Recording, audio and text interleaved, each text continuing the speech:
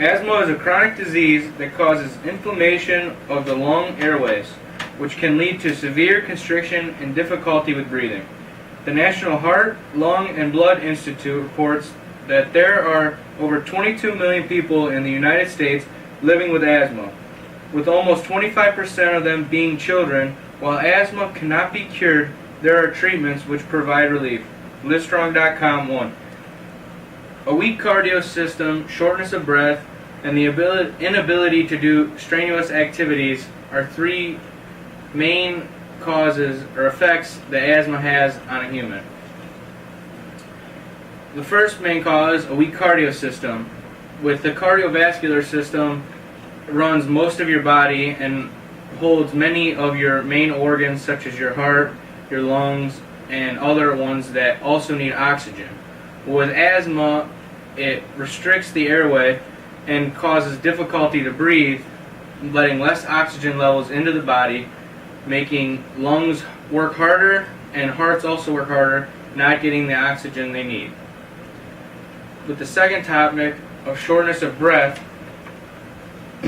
or dyspnea, the lack of oxygen, inhaling deep still does not help, and also known as the wheezing that most people have when they have asthma. The wheezing is the restriction of the bronchial tubes, which makes it harder to breathe, causing the whistle. This would be a normal bronchial tube airway with opening, no problems at all, no restrictions. Here's a constricted one.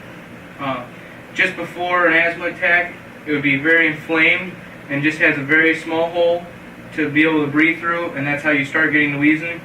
And then during an asthma attack, the hole goes very small with a lot of extra mucus surrounding the hole, also with the muscles around the bronchial tube being very tight to constrict even tighter from coughing and hacking, trying to clear whatever's in your throat.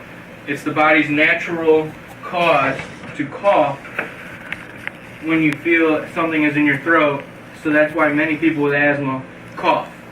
And it doesn't help because it actually irritates the bronchial tube. Weather also can affect your asthma, making it harder to breathe in colder weather or hotter weather, whichever your asthma gets triggered by. It's something that your doctor would have to tell you, or you'll learn from being in the different atmospheres. Pets and dandruff and other molds and mildews also would affect, so you should stay away from those areas during certain times of the year when they are higher percentages or when other temperatures alone affect your asthma. With the third topic being strenuous activities making it hard to live your life with asthma, things such as exercise or sports can be very difficult or painful for you. With activities, it's not something that should not be done because they actually will help strengthen the lungs.